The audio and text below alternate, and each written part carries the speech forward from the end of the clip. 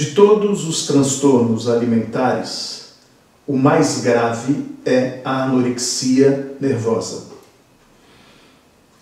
Pessoas nessa condição, com anorexia nervosa, definham até a morte. Do que se trata? A pessoa com anorexia nervosa, ela apresenta duas dificuldades graves.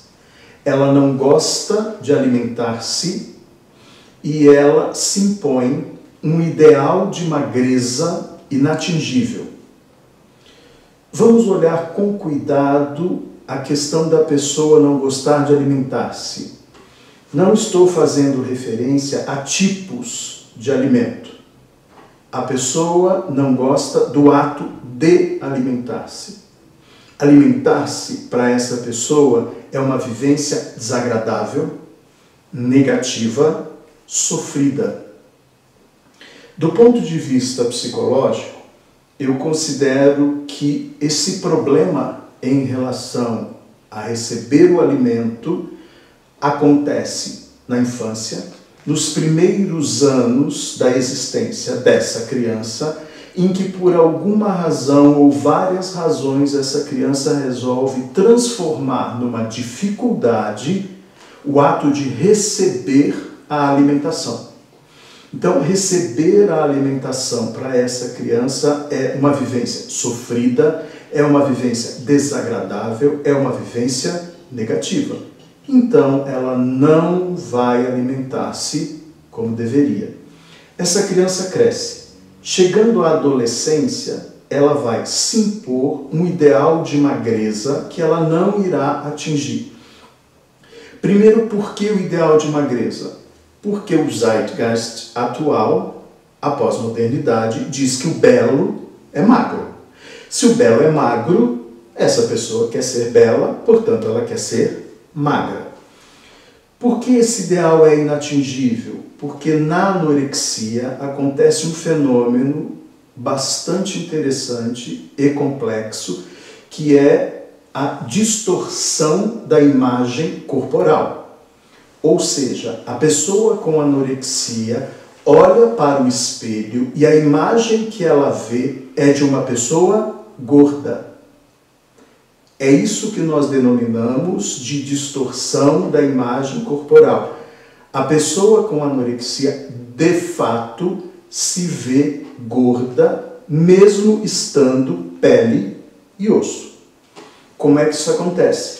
Os sinais elétricos da retina são conduzidos até a região do cérebro que faz a interpretação da imagem, que dá um significado e devolve a imagem para a pessoa. Nós não sabemos o que acontece nesse percurso da pessoa com anorexia, que há uma deturpação, que há uma distorção, que há uma alteração da imagem, e quando a imagem é devolvida, o que ela vê é ela gorda, estando magra.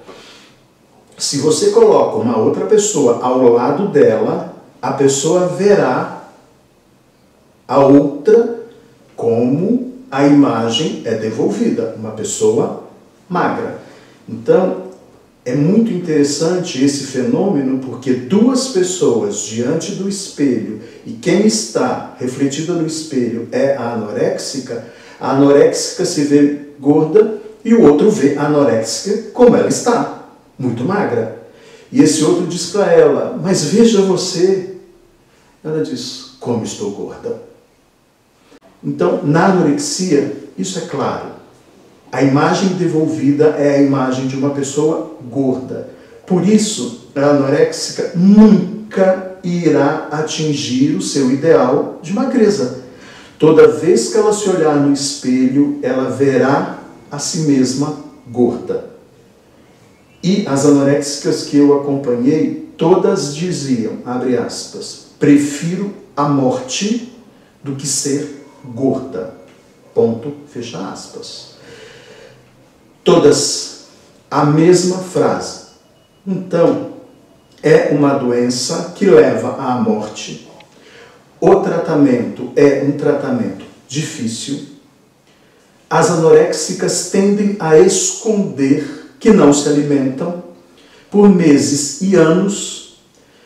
Quando o problema vem à tona, é decorrência desse déficit nutricional que afeta os músculos do corpo, os ossos do corpo, interrompe a menstruação, produz baixa imunidade, produz arritmia cardíaca, produz convulsões.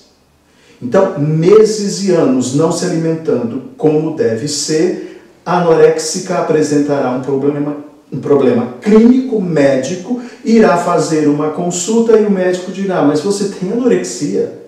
E aí os pais, os namorados, os amigos ficarão chocados e perplexos porque não viram indício de qualquer déficit ou doença. Porque a anoréxica sempre escondeu, sempre fingiu que comia, sempre usou de vários recursos para não alimentar-se. Ouvi também de todas elas a seguinte frase: eu sempre fui infeliz, desde a infância fui assim e não vejo problema em continuar infeliz. Fecha aspas, ponto. Isso significa que elas não culpam os pais pela anorexia, elas não culpam namorado, marido ou qualquer outra pessoa próxima pelo fato de serem infelizes, não gostarem de alimentar-se e não serem magras o suficiente. Elas dizem, inclusive, que não veem problema na própria infelicidade. Qual é o tratamento? O médico vai estabelecer um peso mínimo necessário para que ela viva. E ela vai estabelecer, então, na verdade, ela terá que decidir se ela quer continuar vivendo ou não. Novamente a questão com a morte. As anoréxicas que optam por continuar vivendo, todas que eu acompanhei disseram, eu fiz isso pela minha mãe, eu fiz isso pela minha mãe e pelo meu pai, eu fiz isso pelo meu marido, eu fiz isso por alguém. Elas nunca optam por elas. Ao optar por alguém, elas seguirão a prescrição médica, elas tentarão alimentar-se o suficiente para atingir o peso mínimo necessário, elas ficarão sob observação por anos para ver se não há aí a recaída, para ver se elas não descem no sentido de diminuir o limite necessário para continuar vivendo. Mesmo aquelas que após anos avançam e podem ficar um pouco relaxadas em relação à questão da alimentação, nunca poderão fazer de conta que não tiveram esse problema. É como uma espécie de vício, como os alcoólicos anônimos, só por hoje. Então, terão sempre que olhar para a questão de como estão se alimentando, quanto estão se alimentando, como estão conduzindo essa questão corporal.